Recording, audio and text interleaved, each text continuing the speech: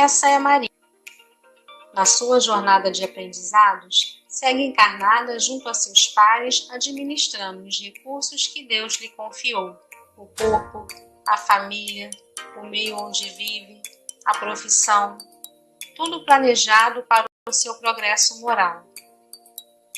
Ela está entre bilhares de encarnados na multidão planetária que se movimenta em diferentes arranjos familiares, com variadas possibilidades de recursos e muitas formas de atuação. Mas Maria é única e está no cenário ideal para renovar suas atitudes e deixar para trás os erros do passado, assim como cada um dos pontinhos na multidão. Durante o isolamento social, Maria se perguntou: será que estou administrando bem os recursos que Deus me confiou? E a educação dos meus filhos? Será que realmente tenho condições de ajudá-los para que sigam seus caminhos? Maria pensa nos ensinamentos de Jesus e sabe que os esclarecimentos do Espiritismo e as reflexões coletivas podem ajudá-la no autoconhecimento e na reforma íntima. Por isso, já se programou, no dia 12 de julho, das 9 às 12 horas, apenas pela internet, através do canal do Céu de Ao Vivo, participará do primeiro encontro sobre educação à luz da doutrina espírita, com o tema: diante do aprendizado, quais são as opções? A evangelização de 0 a 18 anos e a apostila estarão disponíveis no site www.celd.org.br e todo o encontro estará acessível em Libras. Faça como a Maria. Venha refletir conosco você também. Os nossos patronos Leopoldo Machado e Pestalozzi. Queridos companheiros, que a doce e serena paz do Senhor Jesus continue reinando em nossos corações. Para a grande alegria e felicidade nossa, todos nós estamos aqui reunidos, né? Eu aqui em cima desse palanque gelada, tremendo, e vocês aí sendo obrigados a me ouvirem, né? Mas o principal é que é uma oportunidade da gente estudar o Evangelho do Senhor Jesus e estudarmos também a doutrina espírita, né? E o interessante, quando alguém a leu aqui, que ela nos falou como realmente nós estamos estudando, começando a estudar o 17º capítulo do Evangelho, aonde Kardec catalogou como sedes perfeito. E dentro desse capítulo 17º, ele incluiu uma série de outros itens, né, que são muito importantes. Tem aqui caracteres da perfeição, o homem de bem, os bons espíritas, a parábola do semeador. E nas instruções dos espíritos vem o dever, a virtude, os superiores e os inferiores, o homem do mundo cuidar do corpo e cuidar dos espíritos. E nós sabemos que Kardec foi um grande pedagogo, um homem que sabia como passar didaticamente todos os ensinos para facilitar o aprendizado. Isso é que é o valor do pedagogo, né? Ele tem uma técnica que passa aquilo que ele quer que o aluno aprenda, fazendo raciocinar e dando conteúdo para que ele chegue àquela conclusão, àquele objetivo do ensino. Então, nós vamos ver a grande sabedoria de Kardec, né, como um grande pedagogo que ele era, quando ele começou a analisar um trecho de um dos evangelistas, que ele catalogou como sedes perfeito. E nós vamos então entender por que dentre todos esses itens aqui, caracteres da perfeição, homem de bem, ele colocou os bons espíritas, né? E, além disso, a instrução dos espíritos que ele teve, para se obter essa perfeição, nós temos que cumprir o dever, nós temos que aprender as virtudes, nós temos que nos posicionar com equilíbrio dentro da autoridade que possamos ter diante da sociedade, e devemos cuidar do nosso corpo, cuidar do nosso espírito e viver a sociedade em que nós vivemos, que ele catalogou aqui como homem do mundo, né? Porque o espírita não é um ET, o ser humano não é um ET. Então ele tem que participar das injunções da sociedade, do mundo o qual nós vivemos, né? E aí a gente fica encantado com a inteligência de Kardec e a capacidade dele, né? E o mais interessante é que ele faz uma série de analogias com a doutrina espírita e com o Evangelho do Senhor Jesus. Porque o Evangelho do Senhor Jesus, nós sabemos que Evangelho é uma palavra, são as junções de duas palavras gregas, né? Eu e angeliou. Eu é bem, bom, né? E angeliou, que é uma palavra grega, ela quer dizer boa notícia, nova notícia, né? Então, o Evangelho, que depois foi dando uma corruptela com o correr dos anos, quer dizer a boa notícia, a notícia nova trazida pelo Senhor Jesus. E esse capítulo, ele está inserido lá em Mateus, no capítulo 5, e nós podemos observar uma coisa muito interessante no Evangelho de Mateus. O Sermão do Monte, que todos nós conhecemos, né? Mas conhecemos mais como só as 9 bem-aventuranças, bem-aventurado, bem-aventurado, aquelas 9 bem-aventuranças, ele é muito maior do que isso.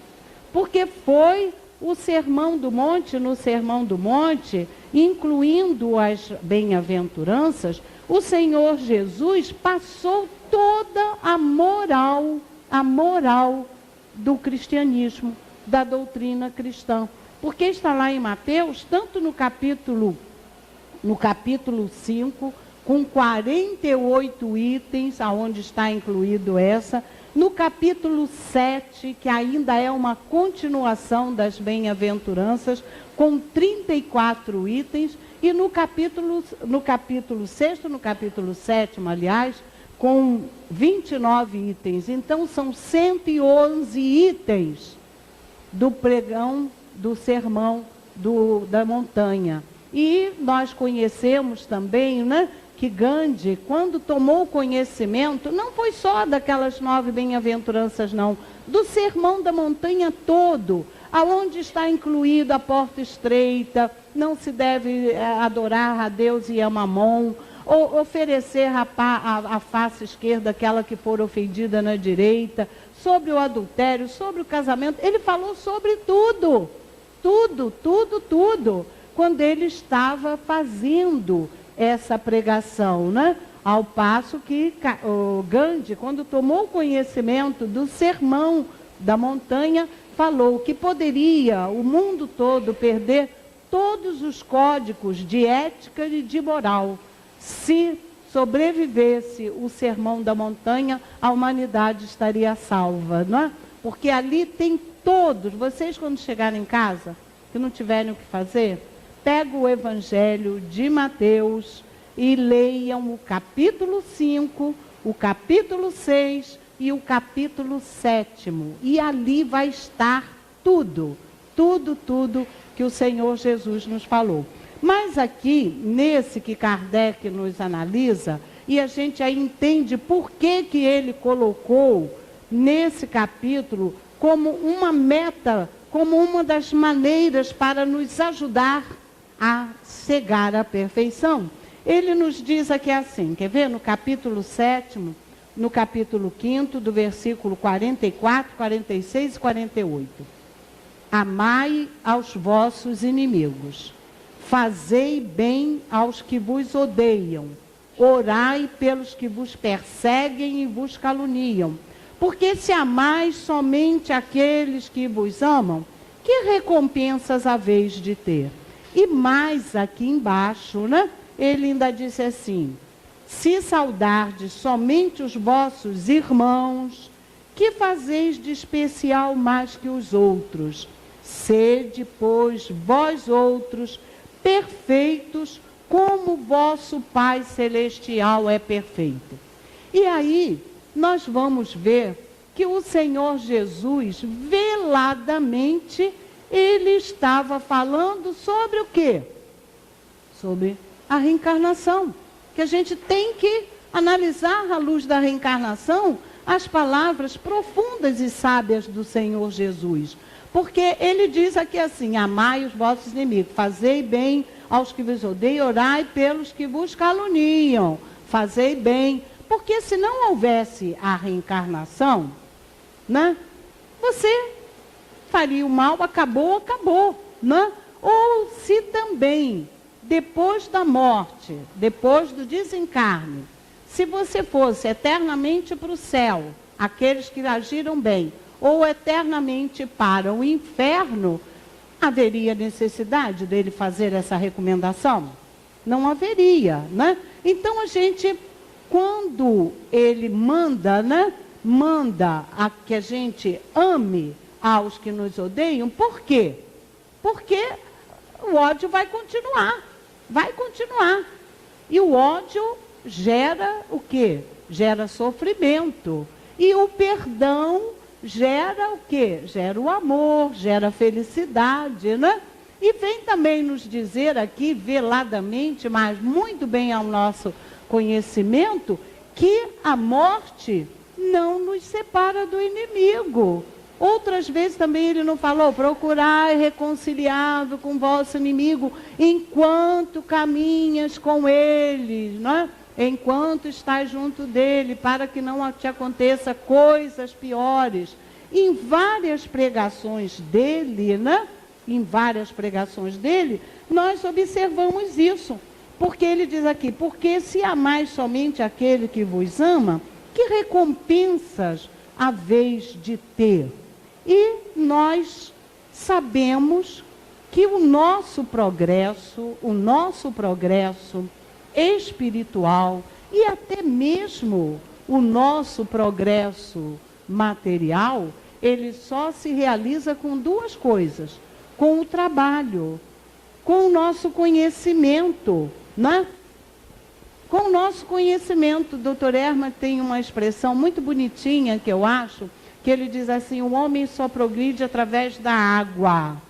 A água do suor, do trabalho, ou então a água da lágrima, não é? É um veículo precioso para que a gente progrida, né? Então, aqui, quando ele nos fala para a gente dominar o nosso amor próprio, não é? Porque não há necessidade de um domínio do nosso próximo para a gente se reconciliar com o nosso inimigo, para aprender a amar o nosso inimigo, né?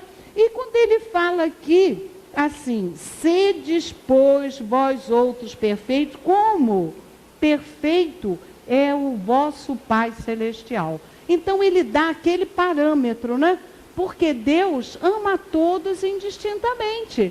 Branco, preto, magro, gordo, ingrato, justo, sábio, ignorante. Ele ama a todos indistintamente. E se nós aprendermos esta lição que o Senhor Jesus nos dá aqui, o que nós vamos fazer? Nós vamos nos assemelhar a Ele, né? Nós vamos ser perfeitos com letra minúscula, quando o Senhor Jesus, quando Deus, o nosso Pai, é perfeito com letra maiúscula, não é? Mas olha a sabedoria do Senhor Jesus em nos passar esse ensinamento nesses itens, quando ele trata lá no Sermão da Montanha, a maneira do povo progredir, né? E o mais interessante que nós observamos no Senhor Jesus também, é que ele tinha uma sabedoria tão grande, que ele falava não da maneira que ele sabia, porque ele é o Espírito mais perfeito que já veio aqui na face da terra. O conhecimento dele ultrapassa a qualquer inteligência, a qualquer QI mais elevado da face da terra. Mas ele não falava da maneira que ele sabia, mas ele sim falava da maneira para o entendimento daqueles que os ouviam. Por isso que ele não podia se estender em maiores explicações, né? Ele não podia se estender. E o mais interessante é que também ele, né, sabedor disso, sabedor de que nós, naquela época em que ele estava aqui, o homem ainda não tinha o conhecimento para explicações maiores, não é?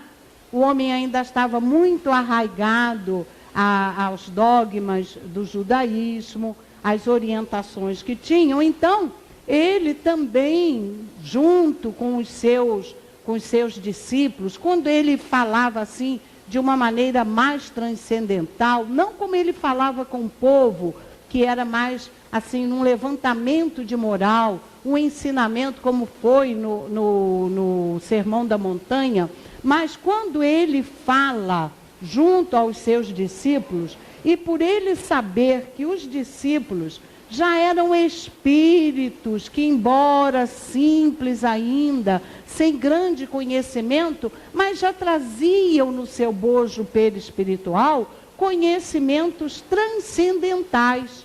Então é quando ele fala, olha, há muitas moradas na casa do Pai, né? Quando ele fala no Consolador prometido, que ele fala assim, ó, eu vos enviarei um outro Consolador para que fique eternamente convosco, o Espírito de verdade, que o homem não pode receber porque não o vê e porque não o conhece. Vós, porém, conhecereis, porque ele ficará convosco e estará convosco. Mas o Consolador, que é o Santo Espírito, o Santo Espírito, o que era o Santo Espírito? Espírito superior. Ainda no outro dia eu estava lá no Celdinho e um dos orientadores lá dos jovens, eu passei assim e ouvi ele falar, santo não existe. Aí, já depois que acabou, eu chamei e falei, olha meu amigo, vamos explicar as coisas, principalmente para os jovens, né? A nomenclatura de santo. O que é um santo? O que é um santo? Não é um espírito superior? Você procura ver a vida do santo. Qual que foi rico, qual que teve uma vida muito feliz, qual que morreu num berço de ouro, cercado de compreensão e de entendimento.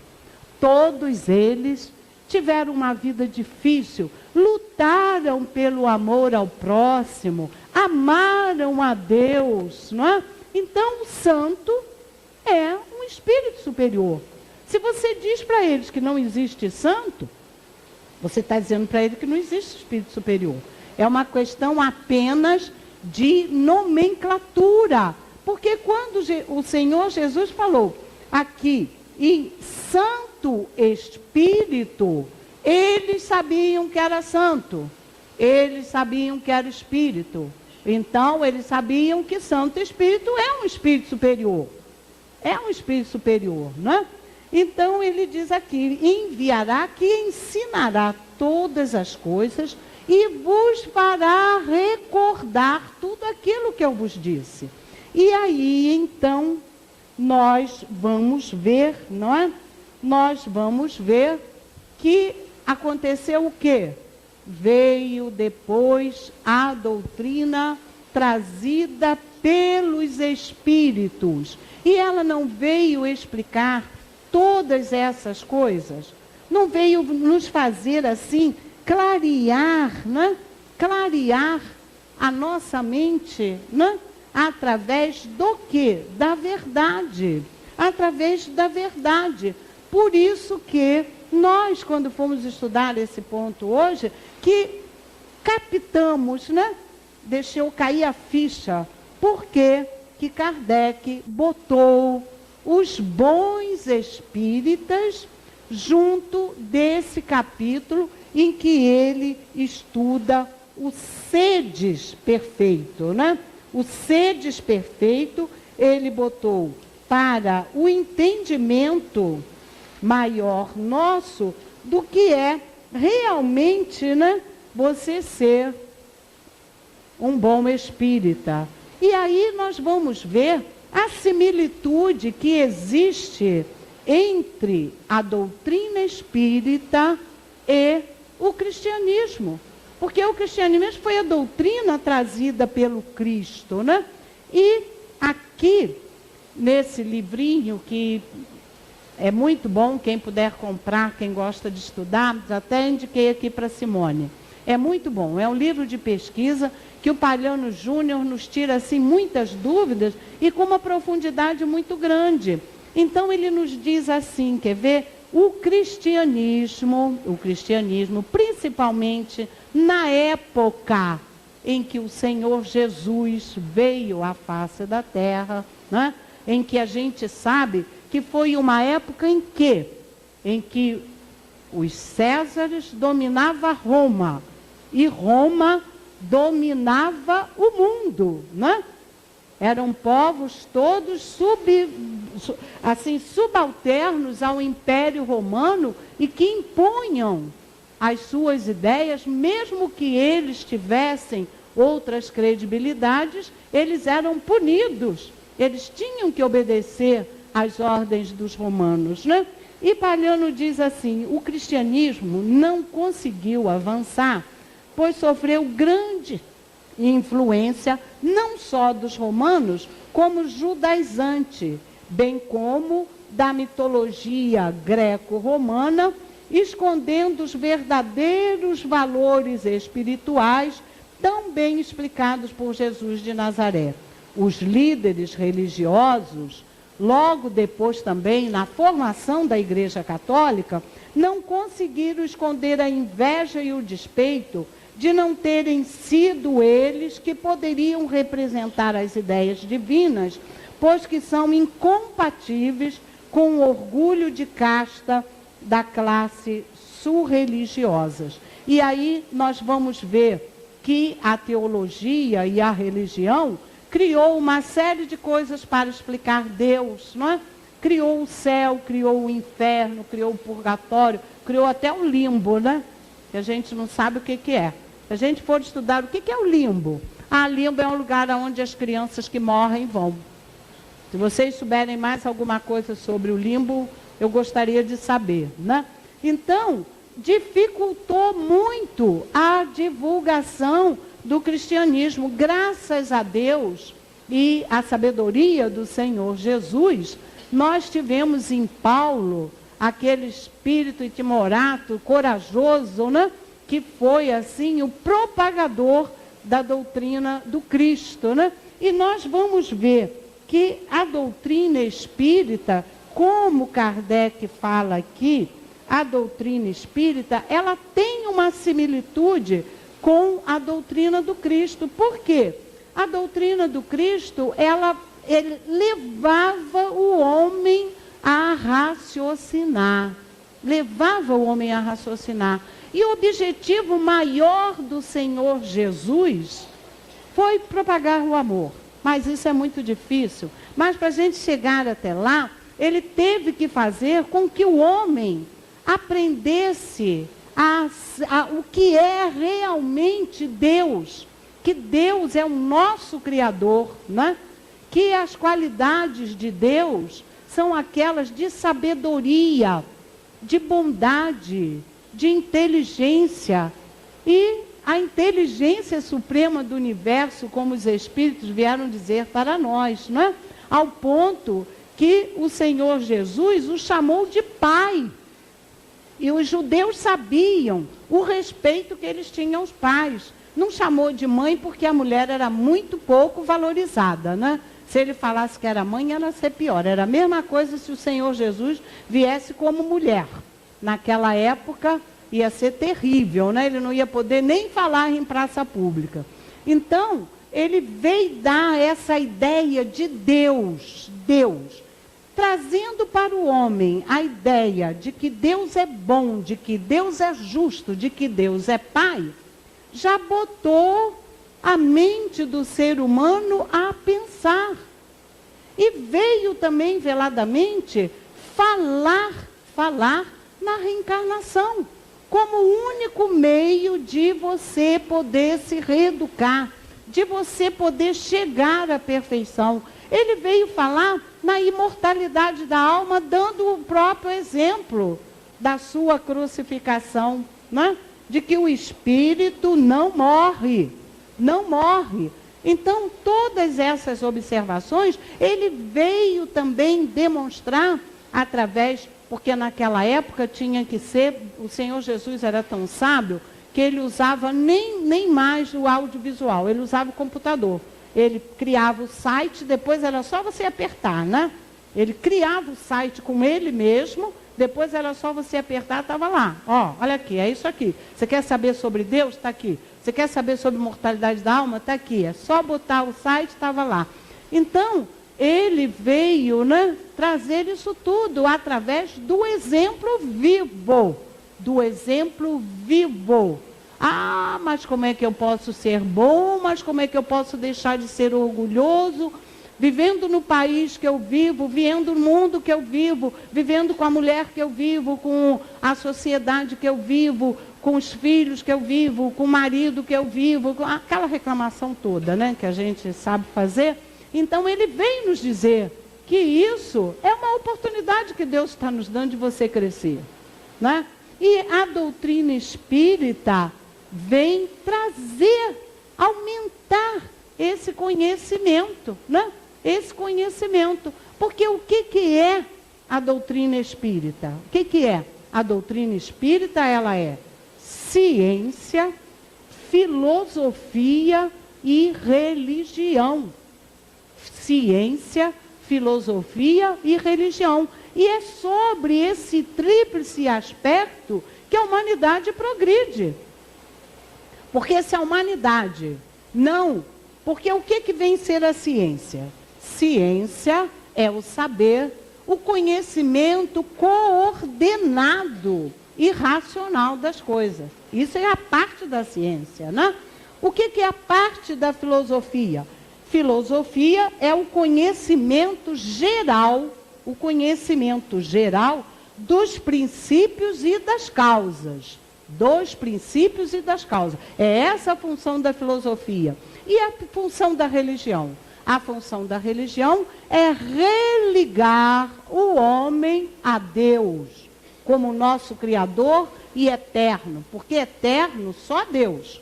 Nós somos imortais. E imortal é diferente de ser eterno. Eu ouço às vezes aqui alguns companheiros dizer, porque o nosso espírito é eterno. Não é. Eterno só Deus. Porque eterno é aquilo que não foi criado e é infinito. E imortal é aquilo que foi criado e é infinito. Então, nós somos imortais. Deus é eterno. É o único que é eterno. O Senhor Jesus é imortal, porque ele também foi criado por Deus. Então, a doutrina espírita nos explicita isso tudo. Quando é que a doutrina espírita é ciência? Kardec fala aqui, ó, no capítulo 1, ele fala assim, o espiritismo é a nova ciência que veio revelar aos homens, com provas irrecusáveis, a existência, provas irrecusáveis, a existência do mundo espiritual e suas relações com o mundo material. Por que ele veio com provas irrecusáveis? Os espíritos vieram e falaram, mas depois de todas essas informações que sabiamente Kardec perguntou, Porque muita gente fala, Kardec só juntou, só arrumou, só codificou. Mas ele codificou através de perguntas. E perguntas o quê? Perguntas inteligentes. Perguntas inteligentes. Perguntas que vieram dilatar o nosso conhecimento, o nosso saber, o nosso entendimento, não é? Então, quando é que a doutrina espírita é ciência?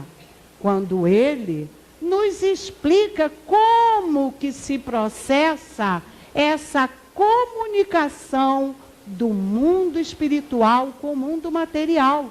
Médium, mediunidade, os fenômenos, não é? Por quê? Porque além de ser trazido pelos espíritos, como isso se realizava, isso foi testado pelos cientistas, os grandes cientistas da época.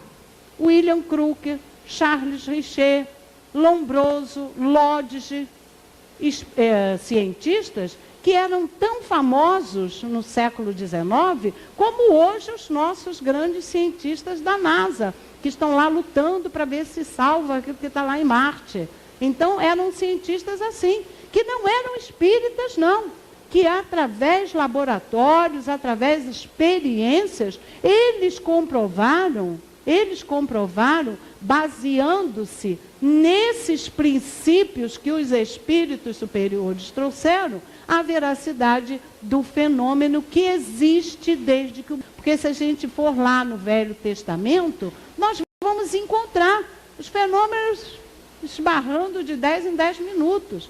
Se nós formos no Novo Testamento, os fenômenos também, como até os dias de hoje, né? Como até os dias de hoje. E quando é que a doutrina espírita é filosofia? Porque o que diz a filosofia? Conhecimento geral dos princípios e causas. Dos princípios e causas. Então, a filosofia da doutrina espírita, ela vem nos dizer o quê? Da onde nós viemos, para que nós viemos e para onde nós vamos, né? Nesse momento em que ele fala isso, é filosofia, é filosofia. E quando que ele é religião? Quando ele nos religa, quando ela, a doutrina espírita, nos religa a Deus, nos faz aquela união, né? Daquela certeza da fé, da confiança de que Deus é Pai, de que Deus é bom, de que nós fomos criados simples e ignorantes, mães perfectíveis. O que é isso? Com a possibilidade de alcançar a perfeição. Ninguém nasceu para ser criminoso, ninguém nasceu para ser isso, nem para ser aquilo. E que não existe céu, não existe inferno. O que existe é uma interiorização nossa, da nossa consciência, né? E que ela pode ser modificada, pode ser trabalhada, que tanto nós todos que estamos aqui, Simone já está quase, pode se tornar um anjo, como aqueles que nós vemos noticiários no jornal, que mata, estrupa, faz isso, faz aquilo. Aquele espírito, ali está um espírito. E a sabedoria de Deus é tão grande que ele não nos dá privilégio. O Senhor Jesus não falou, sedes perfeito como perfeito é o Pai? Então como é que o Pai vai criar um espírito para ele ser criminoso eternamente, para ele ser um facínora? E qual a oportunidade que ele vai ter de renovação? Se ele morrer hoje então o jovem morre muito, né? Tem vida curta, com 18, 20, 22, né?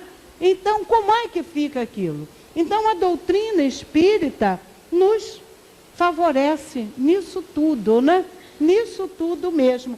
E aí nós começamos a entender por que, cada vez mais, por que Kardec colocou os bons espíritas. A doutrina espírita, a doutrina do Senhor Jesus, elas se intercambiam, né? Porque elas nos dão a oportunidade da gente entender Deus, amar a Deus, confiar em Deus e também entender a si próprio, que isso que é o principal.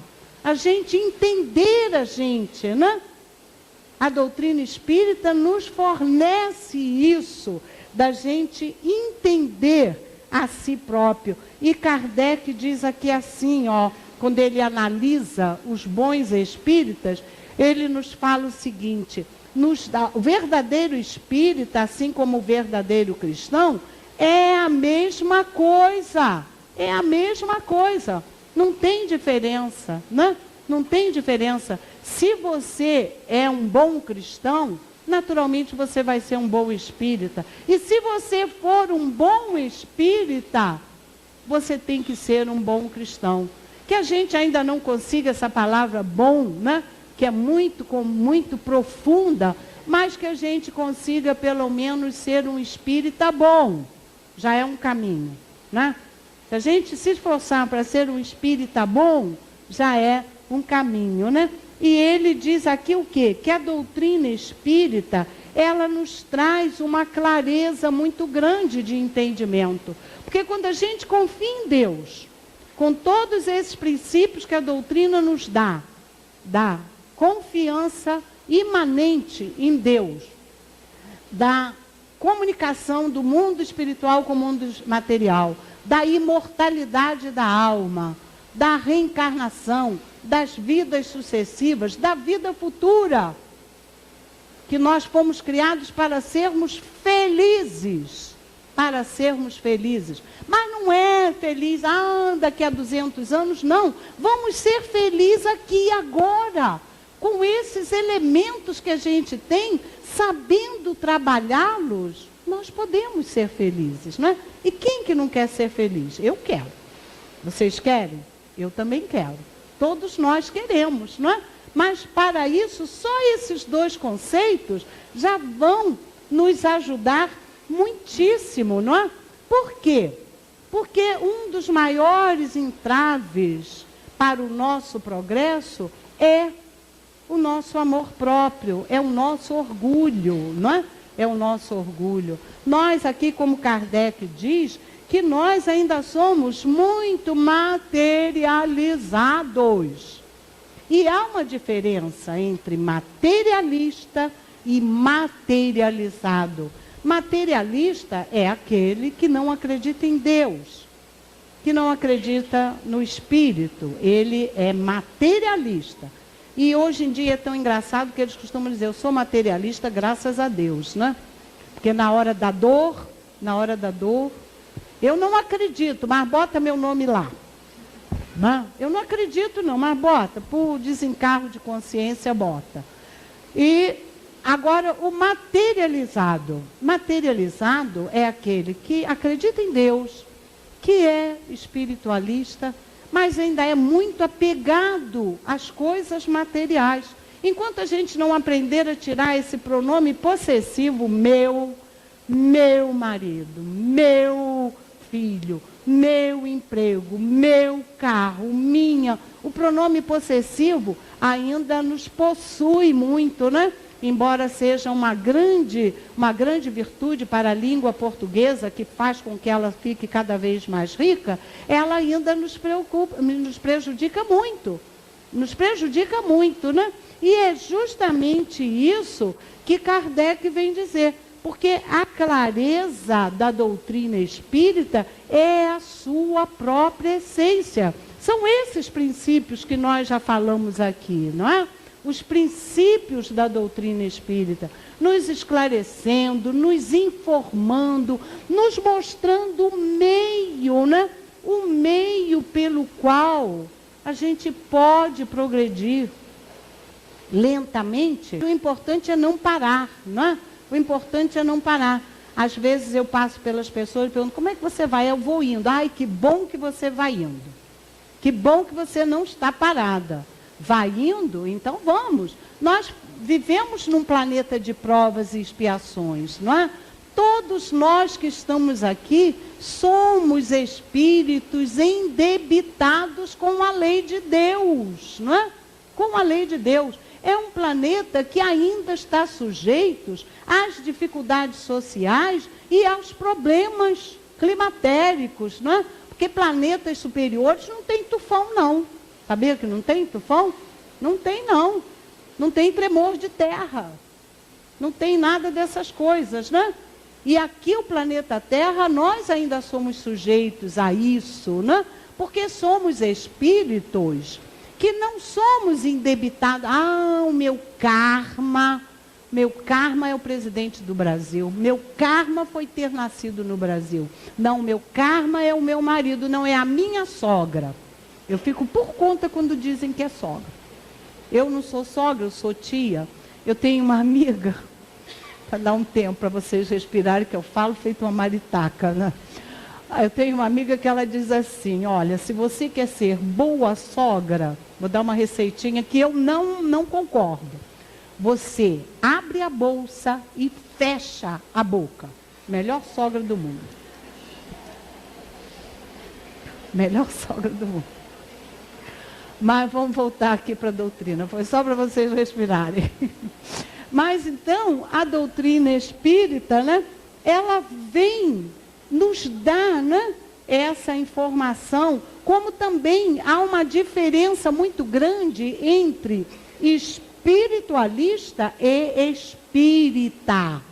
Espiritualista é todo aquele, ou religião, ou pessoa, que acredita no espírito, que acredita na sobrevivência do espírito. O católico é espiritualista, o budista é espiritualista, o umbandista é espiritualista. Como é esses outros? Esqueci. Evangélicos. Os evangélicos, eles são espiritualistas, mas eles não são espíritas. Porque espírita é aquele que estuda, aceita, de alguma maneira, como Kardec nos diz aqui, aceita os conceitos da doutrina espírita, né? A fé em Deus, a sobrevivência da alma, a imortalidade da alma, a comunicabilidade do mundo espiritual com o mundo material, a reencarnação, não é? A reencarnação, e uma reencarnação não como algumas religiões aí aceitam, de uma forma dogmática, de uma forma politizada, de uma forma até absurda, da metapsicose, não. Aceita a reencarnação como o meio de nós nos reeducarmos. Ninguém renasce para sofrer, nem para pagar pecado, nem para pagar dívida, nem nada. Nós não temos comprometimentos com o meu filho, com o meu marido, não. Aquela pessoa pode estar ali numa ligação, como o Senhor Jesus falou, né? Amai, que é para quando vocês retornarem equilibrados, né? Não retornarem um triscando o outro. Não é isso? Não existe assim? Mas o nosso comprometimento é com a lei de Deus. E aí nós voltamos lá, né? Porque o Senhor Jesus, ele veio dar prosseguimento às leis morais de Deus. E a doutrina espírita também. E aí a gente, quando vai lá no decálogo, fala, pelo amor de Deus, eu não mato, nunca matei, nunca roubei, nunca adulterei, nunca traí meu marido, nem traí minha mulher. Mas de vez em quando eu boto um gato lá em casa, porque a conta de luz está muito alta. Não, nunca adulterei, né? Nunca adulterei. Ou então, o chamado leão, né? Ô leão danado. Se a gente tiver um jeitinho de dar uma adulteraçãozinha, nunca traí meu marido. Mas a lei de Deus está lá clara. Não matarás. Aí quando a gente vê aquele crime, aquela coisa, ou então às vezes até filme, né? Quando vai emocionando, e o bandido está agindo muito em cima do mocinho, a gente mata logo, faz, né? A gente até é envolvida e torce para que aquilo se consuma logo com a morte, né? Não sei se isso acontece com vocês, mas às vezes acontece comigo, que eu tenho calma, Lúcia. Calma, se controla, né? Porque a doutrina espírita e o evangelho do Senhor Jesus também veio para isso, para equilibrar nossas emoções, né? Para equilibrar para as nossas emoções. E Kardec nos fala aqui, então o espírita é esse, é aquele que aceita, pelo menos já aceitar já é um caminho andado, né? Porque Kardec classifica aqui como vários tipos de espíritas, né? Tem aquele espírita que acredita nos fenômenos, que acredita na doutrina espírita, né? Mas deixa de lado a parte moral, não é? Que é a principal, né?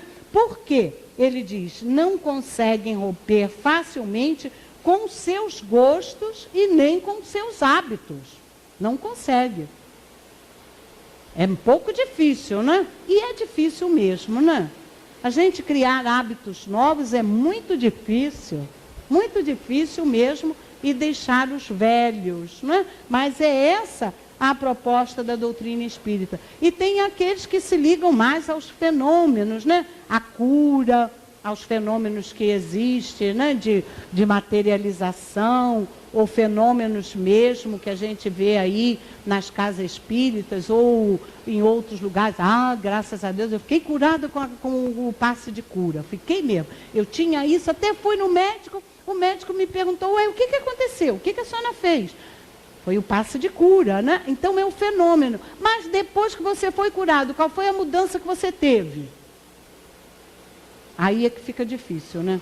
Às vezes até a gente deixa de vir ao centro, porque já foi curado. É que fala isso, né? Porque a clareza é a própria essência que vai direto à nossa inteligência. Porque a doutrina espírita, ela nos dá uma fé esclarecida e sólida e similar à doutrina do Senhor Jesus.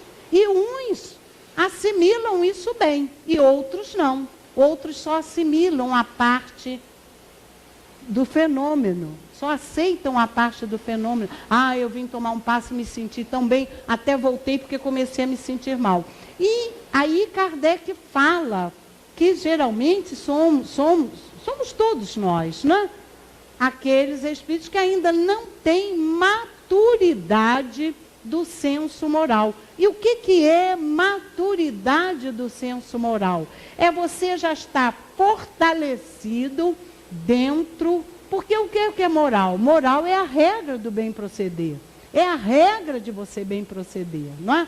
Então, quantas vezes nós somos espíritas, nós estudamos, nós damos passe, nós fazemos palestra, nós nascemos na casa espírita e damos cada deslize na maionese que chega a se estatalar. Por quê? Porque o nosso senso moral ainda não é perfeito, não é? Não é perfeito. E outros companheiros nossos, a gente observa que às vezes desde criança já tem aquela possibilidade de se coadunar com as regras do Evangelho do Senhor Jesus e da doutrina espírita. Nós conhecemos uma família que os pais costumam dizer, olha, eu não eduquei meu filho, pelo contrário, eu aprendi muito com ele, porque desde pequeno ele foi assim, foi aquilo, aceitou a doutrina espírita, sempre uma pessoa correta, incapaz de falar mal de ninguém, incapaz disso, incapaz daquilo.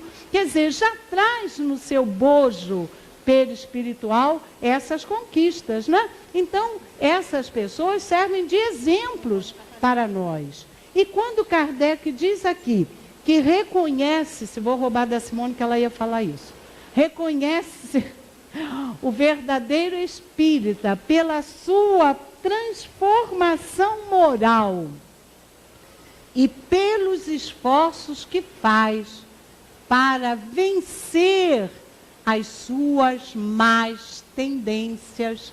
Aí a gente fica tão feliz, eu fico feliz pra caramba com isso. Porque Kardec aí nos dá uma força, uma esperança, né? Que a gente não pode parar no meio da estrada. Nós não podemos parar no meio da estrada.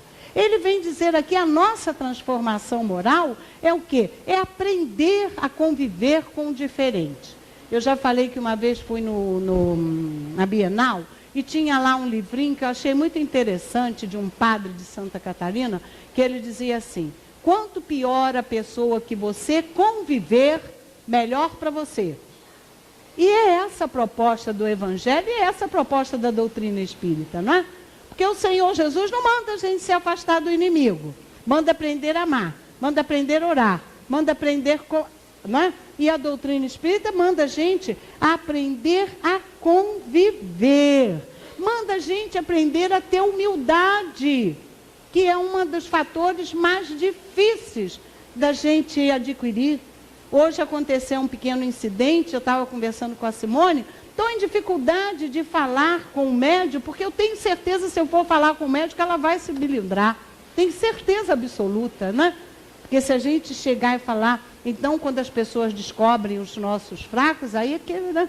Você é tão ciumenta. Eu? Quando fala assim, eu, é porque você é. Tá? Quando fala eu, pode ter certeza que é porque você é. Porque quando diz assim, é mesmo, é uma coisa que eu ainda não consegui vencer em mim, foi o ciúme, né? Então, às vezes, a gente se acha num pedestal. Faço palestra, faço atendimento fraterno. Estou na casa há 30 anos, só está faltando as asas, mas as asas estão quebradas, né? Estão todas duas quebradas. Então, a doutrina espírita, quando Kardec fala isso, como que a gente reconhece o verdadeiro espírita? Não é aquele espírito superior sublimado, não. É aquele que está se esforçando. Ele vem nos ensinar a gente a racionalizar os nossos atos, a usar o bom senso nas nossas conclusões, não é? Ah, meu filho não tem jeito, é isso, é aquilo, blá, blá, blá, blá, blá. Então, nesse momento, nós estamos matando a esperança daquele espírito, né? Vocês já imaginaram se um espírito superior chegasse perto da gente? Fala, puxa, Lúcia, 68 anos no corpo, 68 anos dentro da doutrina espírita, e você ainda está assim, né? E a gente acha que o nosso filho, porque gosta de dormir até 2 horas da tarde, porque não gosta de estudar, você, seu futuro, vai ser arrastar chinelo de dedo. Vai ser arrastar... Nesse momento, nós estamos matando a esperança daquele espírito, né? Nós ensinamos hoje ao nosso filho, queremos que ele saiba ontem. Queremos que ele saiba ontem. Se não for ontem, já não está dando certo, né? Nós temos medo.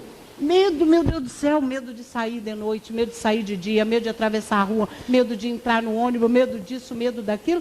E olha aqui, a doutrina espírita manda a gente usar o bom senso e racionalizar os nossos atos. No outro dia, um garoto roubou minha bolsa.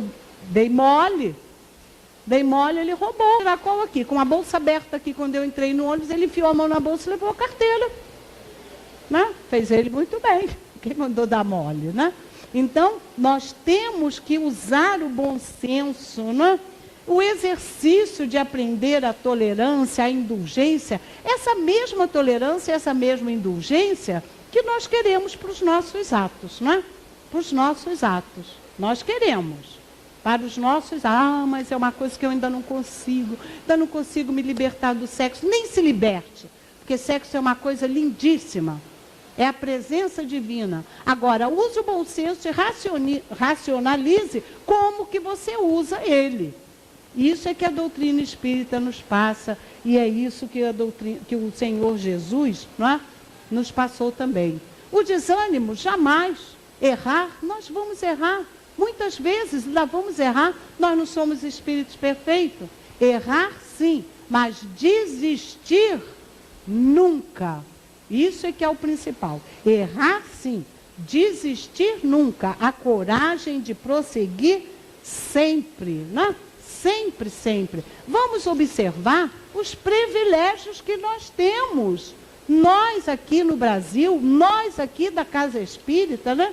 Nós vivemos num país que não tem tremor de terra, não tem guerra, não tem tufão, não tem twist, não tem nada disso. Não tem nada disso. Tem uma piada aí que diz que tem os políticos que não precisavam ter nada disso. Que o país aqui não tem nada disso. Não tem guerra, não tem isso, não tem aquilo, não tem aquilo outro. Então, não é um privilégio para nós, e nós que frequentamos a casa de Leon Denis, ainda somos mais privilegiados.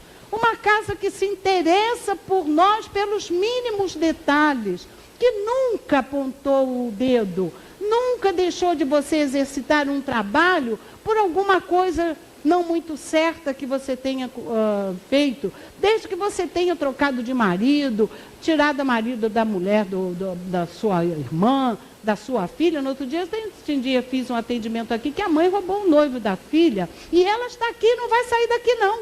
Graças a Deus que ela vai continuar aqui, entendeu? Porque são dificuldades que nós trazemos no nosso perispírito. São essas tendências, são marcas perispirituais. Além da observação da moral, que é a observação na lei de Deus, nós temos marcas perispirituais muito difíceis mesmo, de serem apagadas. O importante é você continuar. Errei, caí, mas eu vou prosseguir, eu não vou desistir, eu não vou ter medo, eu não vou ter vergonha de continuar. Porque senão você pode até entrar numa depressão, não é? Senão você entra numa deprê aí bonitinho, que depois, para sair, é muito difícil. Então, isso tudo é a doutrina espírita. E para mim terminar, eu vou ler aqui, nesse livro, Religião dos Espíritos, né? Num agradecimento que a gente tem que fazer a Deus, por essa abençoada doutrina espírita, que nos proporciona tudo isso, e essa abençoada casa, que espíritos superiores cuidam da gente desde o nosso gatinho. Porque tem gente que escreve pedindo receita para gato, para cachorro, para papagaio, e nunca deixaram de receber a resposta. Porque a aflição nossa é aflição, seja ela o que for, é uma aflição, é alguma coisa que está nos preocupando, né? E Emmanuel nos fala aqui uma coisa muito interessante sobre a doutrina espírita, quando ele diz assim: toda crença é respeitável. No entanto, se buscaste a doutrina espírita, não lhe negues fidelidade. Toda religião é sublime. No entanto, só a doutrina espírita consegue explicar-te os fenômenos mediúnicos em que toda religião se baseia. Toda religião é santa nas intenções. No entanto, só a doutrina espírita pode guiar-te na solução dos problemas do destino e da dor. Toda religião auxilia. No entanto, só a doutrina espírita é capaz de exonerar-te do pavor ilusório do inferno que apenas subexiste na consciência culpada. Toda religião é conforto na morte. No entanto, só a doutrina espírita é suscetível de descerrar a continuidade da vida através do sepulcro. Toda religião apregou o bem como preço do paraíso aos seus profitentes. No entanto, só a doutrina espírita estabelece a caridade incondicional como dever. Toda religião exorciza os espíritos infelizes. No entanto, só a doutrina espírita se dispõe a abraçá-los como doentes nele, reconhecendo as próprias criaturas humanas desencarnadas em outras evoluções e faixas da vida. Toda religião educa sempre. No entanto, só a doutrina espírita é aquela em que se permite o exame livre, com sentimento livre de compreensões dogmáticas, para que a fé contemple a razão face a face. Toda religião fala de penas e recompensas. No entanto, só a doutrina espírita elucida que todos nós colheremos conforme a plantação que tenhamos feito, sem qualquer privilégio da doutrina espírita. Porque doutrina espírita em si é liberdade e entendimento. Dignifica, assim, a doutrina espírita que te consola e liberta, vigiando-lhe a pureza e a simplicidade, para que não colabores sem perceber nos vícios das ignorâncias e no crime do teu pensamento. Espírita deve ser o teu caráter, ainda mesmo que sintas em reajuste depois de alguma queda. Espírita deve ser a tua conduta, ainda que estejas em duras experiências. Espírita deve ser o nome de teu nome, ainda que mesmo respire em dolorosos e aflitivos combates contigo mesmo. Espírita deve ser o claro adjetivo de tua instituição, ainda mesmo que para isso te falte as passageiras subvenções e honrarias da terra. Doutrina espírita quer dizer doutrina do Cristo. Espiritismo quer dizer cristianismo. E a doutrina do Cristo é a doutrina do aperfeiçoamento moral em todos os mundos. Guarda-a, pois, na existência como sendo a tua responsabilidade mais alta, porque dia virás em que serás naturalmente convidado a prestar contas de tudo isso. Que Deus nos abençoe.